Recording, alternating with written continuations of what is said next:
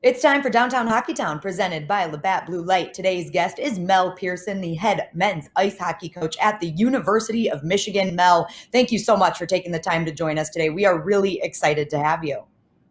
Well, thank you for having me on. I'm really looking forward to the conversation we have and always excited to talk about hockey. Yeah, and there are so many different conversations that we could have with you right now. A lot going on between the NHL draft, the IIHF World Championship that just wrapped up, a lot of exciting times at the University of Michigan. But I'm going to start with a bit of a general question, Mel. You've been around college hockey for a very long time, from your playing career to your coaching resume. You're just really around the game in that aspect. And the University of Michigan could have three, maybe four players going in the top 10 of the NHL entry draft this year. And that doesn't happen very often. I just want to know from your perspective, what does that mean for the growth of college hockey? Well, exciting for college hockey. I mean, you can probably go back 30 years and look at the number of players that played college and then went on to the NHL. There weren't as many, but today there's nearly a third of all NHL players played college hockey. And I think that's a great testament to the game we have and the universities that sponsor college hockey. It's a great sport. And obviously, we got more and more players in the U.S. playing and players coming from all over the world now to play college hockey. So it's an exciting time for our sport. Mel, let's get into some of those players that I had mentioned earlier. You had the pleasure of coaching Owen Power last season, and it seems like he's the consensus number one pick in the upcoming draft. Just talk about him as a defenseman. What is he like as a player, and why does it seem like he is that consensus number one? Yeah, and I made the comment that I've spent 200 days with him on the ice this year, so I've really got a chance to see Owen up close and what he does on a daily basis. And I think that what makes him so special, Danielle, is the whole package, the complete package. He's got size, everybody can see that. He skates extremely well. He's got high hockey IQ. He does have offensive instincts. He's got a great reach. There's really no weakness in his game. I don't know if he has that one strength that really sticks out, but it's because he does everything so very well that makes him very valuable. And then to go along with that is the intangibles, the things that you don't see on the ice, but the things that you see off the ice, and we see all the time here in Michigan. He's a very humble person, extremely hard worker, wants to be the best. He's not interested in being second best. He wants to be the best player, not only on our team, but the best player in college hockey. And he goes about that. He's the kind of guy that is in the weight room when you're not looking, or he doesn't have to be. It's always, what are you doing when nobody's watching? And Owen's got a lot of that to him. So, but just a very good teammate. He's just you could just tell how he fit in on that Team Canada team over at the World Championships and how they accepted him. But Owen is that type of person. He's a guy you want to have on your team, and he's fun to be around. Mel, just a quick follow-up. You mentioned the World Championships, and Canada obviously did take home gold, Owen Power being a member of that team. How valuable is that experience for a young player like him? Yeah, just huge. It's he was going over there, and we talked about a lot of just to hope to dress for a game. That was his attitude. Then the second was, well, maybe get a shift in the game. And then obviously, well, maybe get more than a few shifts in the game. And by the end of the tournament, he was one of their two leading total ice time players on the team. So you can't put a price tag. You can't quantify how valuable it is to go over there and play in that atmosphere under the pressure that Team Canada has, playing against NHL players and with NHL players. So extremely valuable. And, just going forward, whether it comes back to the University of Michigan, starts his pro career next year, this 3 weeks that he's had is going to really help him. I know Daniella alluded to the fact that there could be four Wolverines, actually three that we know of for sure. Owen Power, Maddie Venes, and also Kent Johnson, who we're going to talk about. But that fourth one is a very familiar name to Wolverine fans, and that is Luke Hughes, who I believe, Mel, correct me if I'm wrong, didn't he commit to Michigan at 8 years old or something? I mean, I've heard that Luke Hughes is going to be coming to Michigan forever. Obviously, a brother of Jack and brother of Quinn, who former Wolverine, who's tearing it up with the Canucks right now. He is committed. He signed his letter of intent. He'll be in Ann Arbor this coming fall. What can you tell us about Luke Hughes as a player? Because unlike his two brothers, he seemed to get the growth gene, shall I say, in the Hughes family. He's a strapping lad of 6'2". He is, and we're extremely excited to have Luke join our program in the fall. Obviously, you know the genes. He comes from a great hockey family, when the mom and dad both played, and then obviously Jack and Quinn. Quinn was an exceptional player for us here at Michigan, spent the 2 years, and then made a seamless transition to the National Hockey League. We expect Luke to come in here and play a big role for our team. Again, he skates extremely well. He's got good size, handles the puck, likes to jump up in the offensive play, which you need. The way the game's going now, you need those defensemen who can jump in the play and help your offense. And Luke will help our team in that regards. And then he's got the size and some bite to his game. You're right.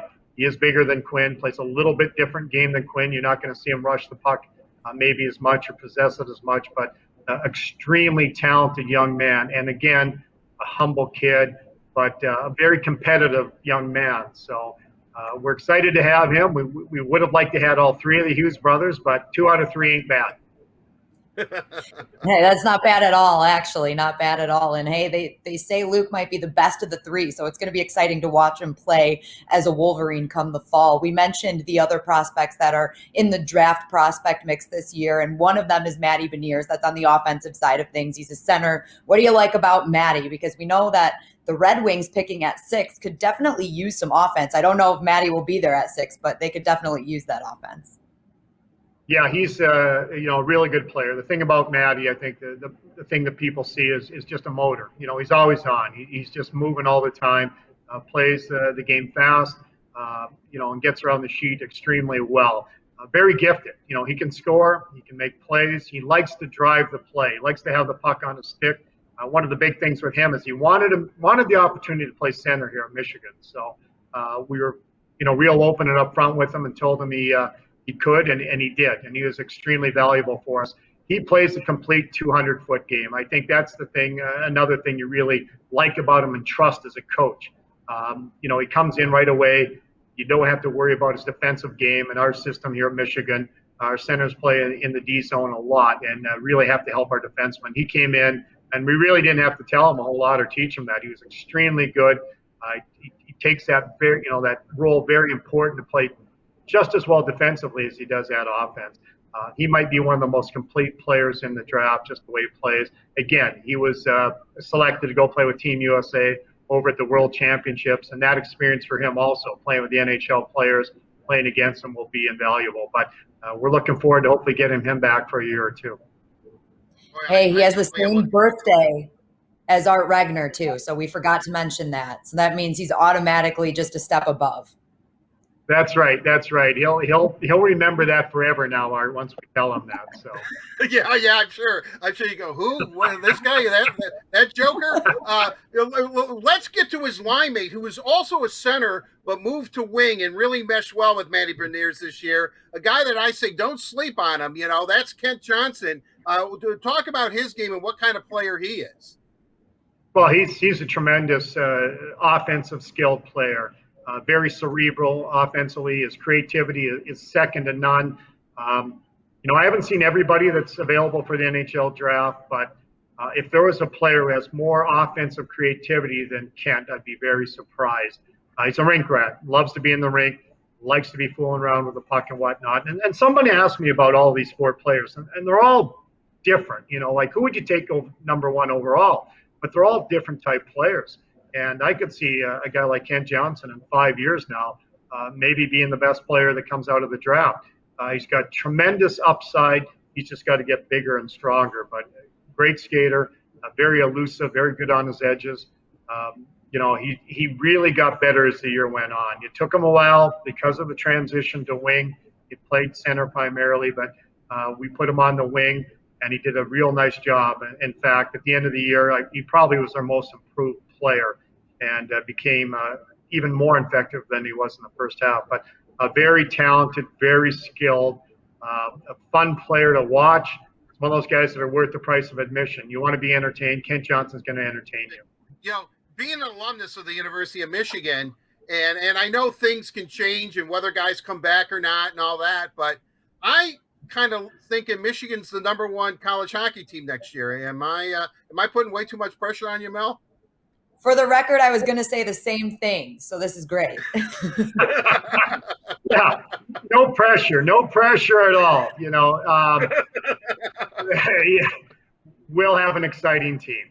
I'm excited for the future. I'm excited for next year, and really can't wait to get after it. I wish we were starting tomorrow, Art. With this group, whoever we have coming back, it's going to be a lot of fun. Hey, I'm a Spartan, and I'm excited to watch Michigan hockey in the fall. So if that doesn't tell you that this team's going to be fun to watch, definitely going to be. Well, Mel, the tickets are $30, but for the Sparty it'll be only 40. So we'll make sure we. Okay, cool. That's perfect. I was expecting 50, so 40 works. 40 works. Happy medium right there. And to MSU people, that sounds like a discount, Mel. So there you go. The MSU discount. You only pay $10 more. Well, don't be mean to us, Art. Whatever. Mel, I want to end this with asking you, how much NHL playoffs have you been watching?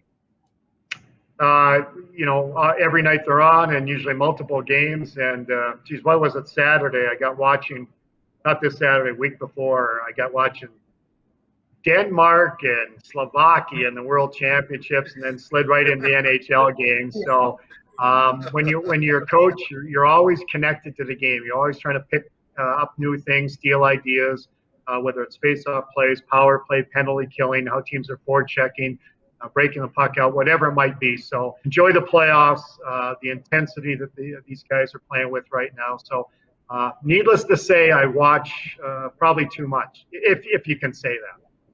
All right, well, that's a good answer because we're going to wrap it up, but I have to ask you real quick, who's winning the cup? Wow.